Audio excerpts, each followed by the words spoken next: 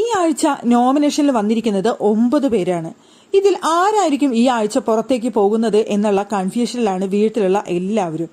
അവിടെ സായിയും ജിൻഡോയും അഭിഷേകും സിജോയും എല്ലാവരും ഇതിനെക്കുറിച്ച് ചർച്ച ചെയ്യുന്നുണ്ട്. ആരായിരിക്കും ഈ ആഴ്ച പുറത്തേക്ക് പോവുക എന്നുള്ളത്.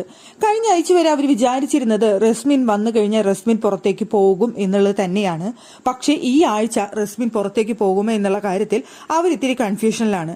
കാരണം അവിടെ നോറ നോമിനേഷനിൽ വന്നിട്ടില്ല എന്നുള്ളത് കൊണ്ട് തന്നെ നോറയുടെ വോട്ടുകളെല്ലാം റസ്മിനെ പോകും എന്നുള്ളൊരു ചിന്തയാണ് അവർക്ക് ഇപ്പോൾ കൺഫ്യൂഷനിലാക്കിയിരിക്കുന്നത്.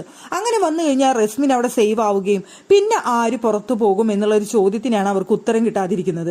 അവരുടെ കൺസെപ്റ്റ് അനുസരിച്ച് റസ്മിൻ പോകും എന്നുള്ളത് 100% ഉറപ്പിച്ചിരുന്ന സമയത്താണ് നോറ നോമിനേഷനിൽ വരാതിരുന്നത്. അത് അവർക്ക് ആകെ ഒരു അടി കിട്ടിയ പോലെയാണെന്നാണ് അവർ പറയുന്നത്.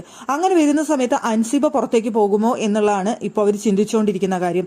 അൻസിബ അവിടെ നോറയ്ക്ക് വിട്ടുകൊടുത്തത് അൻസിബയ്ക്ക് പക്ക നെഗറ്റീവായി മാറുകയും അതുകൊണ്ട് തന്നെ അൻസിബ സേവ് ആവാതിരിക്കുകയും ചെയ്യും എന്നാണ് അവർ വിചാരിക്കുന്നത്.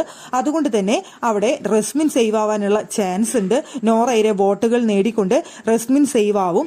അങ്ങനെ വരുമ്പോൾ ആര് പുറത്തു പോവും എന്നുള്ള ചിന്തയിലും കൺഫ്യൂഷനിലാണ്. ഇതുവരെ അവർക്ക് ഉത്തരം കിട്ടിയിട്ടില്ല.